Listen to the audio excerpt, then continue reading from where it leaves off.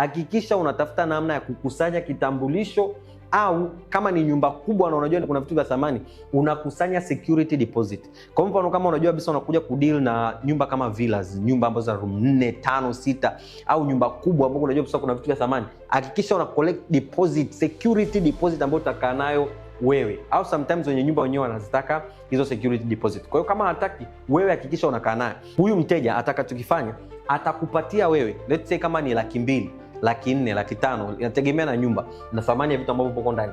Then wewe utakaa nayo pale ambapo ataondoka kwenye hii nyumba, atakupa masaa kama 24 au watu wengine masaa 6 tu, kama mwenye nyumba anaweza kaja akakisha wameangalia na kila kitu kipo sawa, then wewe utamrudishia hiyo hela kama kutakuwa mna changamoto yote. Lakini in case kutatokea kuna kitu kimeibiwa, kimevunjika, then wewe utatumia hiyo milioni 1 kwenda kurudisha au kurejesha vitu ambavyo vimepotea, vimeharibika, na ile amount inayobaki ndio utamrudishia yeye.